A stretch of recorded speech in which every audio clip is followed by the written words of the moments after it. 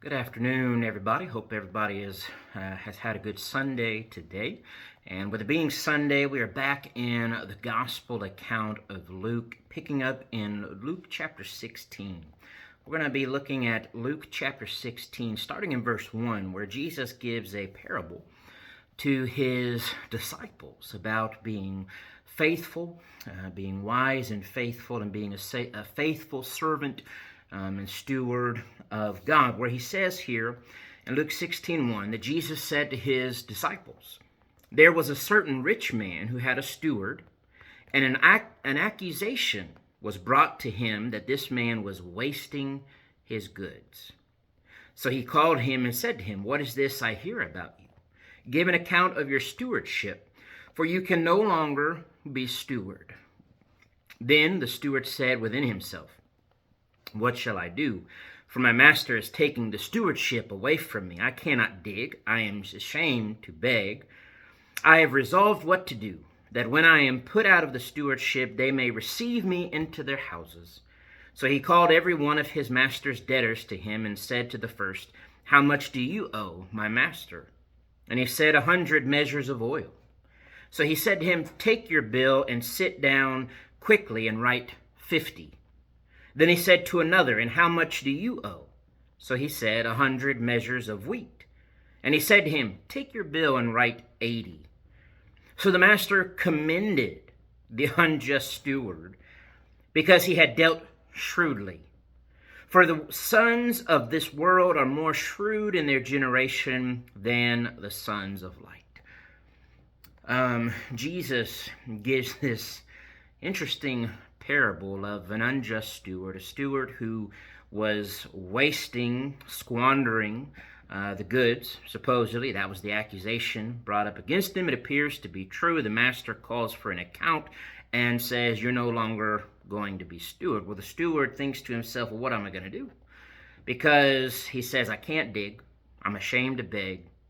How am I going to be taken care of?" Well, he devises this plan to go to these people who owed the master a certain amount of something and say, "Well, cut your bill down. I'll let you cut your bill down." So that then, when this man was fired and in need, well, these he helped out would be willing to take him in. And so Jesus says, apparently the master either found out about this, or Jesus's point is the master finds out that the master commended the unjust steward because he was so shrewd and wise and crafty and clever in how he went about things.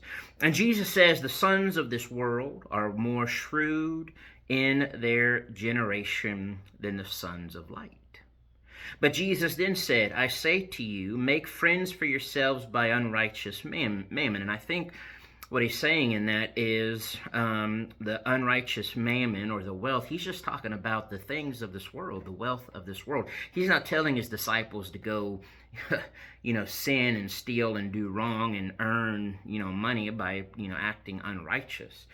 That's just what he calls the mammon, the wealth, the riches, the things of this world. Make friends for yourselves of those in this world, that it either says when you fail, the New King James says, or when it fails, as some translations say, when it fails, they may receive you into an everlasting home, that you will be taken care of. There's more beyond this life. There is more things more important than the wealth of this world.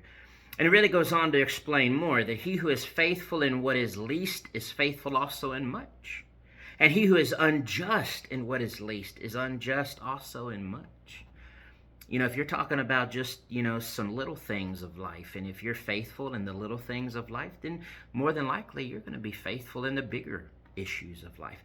If you're unjust and untrustworthy, unfaithful in little things in life, then it's very likely that you're going to be unjust, unfaithful, untrustworthy in the bigger things of life, the things that matter more. Therefore, verse 11, therefore, if you have not been faithful in the unrighteous mammon, if you have not been faithful in, the things of this world, the wealth of this world, the business, the work, the labor, if you have not been faithful in that, well, who will commit to your trust the true riches?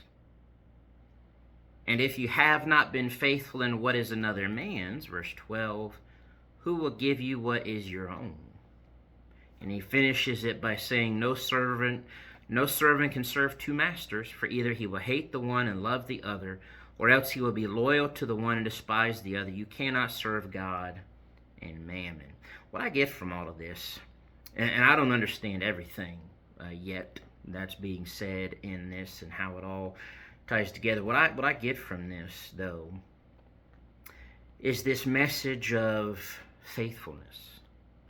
The message of being a faithful servant, a faithful steward, being honest, being wise in our relationships and our interactions with others, in our